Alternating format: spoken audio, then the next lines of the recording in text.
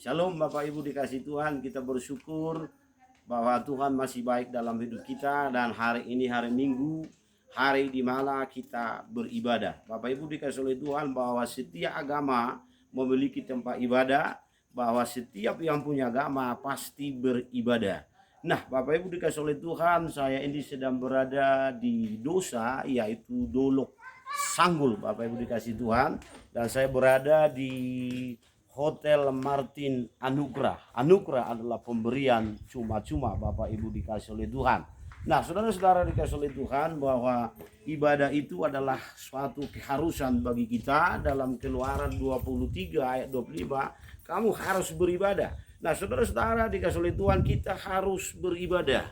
Dalam Ibrani 10 ayat 25 berkata, jangan menjauhkan diri dari pertemuan-pertemuan ibadah menjelang hari kedatangan Tuhan yang sudah dekat ini. Artinya bahwa ketika kedatangan Tuhan sudah dekat, maka tantangan-tantangan kita akan semakin berat dalam hal beribadah.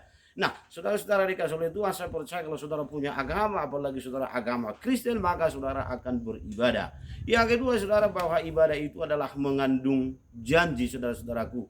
Janji untuk hari ini dan untuk yang akan datang. Makanya dikatakan oleh Paulus kepada Timotius, latihlah dirimu beribadah. Nah berarti ibadah itu jauh lebih penting di atas segala-galanya. Berarti ibadah itu adalah suatu persoalan yang penting. Kenapa? Karena berbicara hidup hari ini dan hidup yang akan datang. Berarti ibadah itu saudara-saudara dikasih Tuhan mengandung soal kehidupan dan kematian.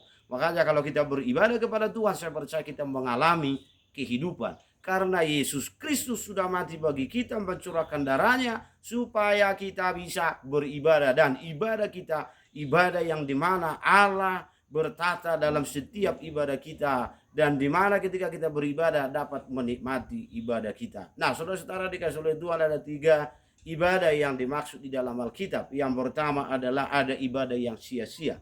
Nah ibadah yang sia-sia, ibadah yang hanya sekedar, hanya rutinitas. Ibadah hanya keluar dari mulut saja, kita memuji Tuhan tanpa dengan segenap hati. Yang kedua dikatakan ibadah yang sejati. Nah apa itu ibadah yang sejati? Dalam Roma 12 ayat 1 dikatakan ibadah yang sejati adalah ibadah yang mempersembahkan hidup.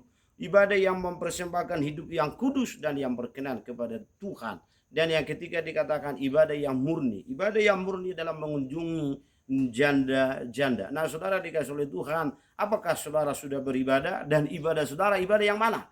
Ibadah yang murni atau ibadah yang sejati atau ibadah yang sia-sia? Karena itu saya percaya dan saya berharap dan saya yakin kepada saudara-saudara pasti beribadah kepada Tuhan kita. Karena Tuhan kita Tuhan yang penuh kasih. Karena Tuhan kita telah mencurahkan darahnya bagi kita supaya kita yang jauh dekat kepada Bapa kita di surga.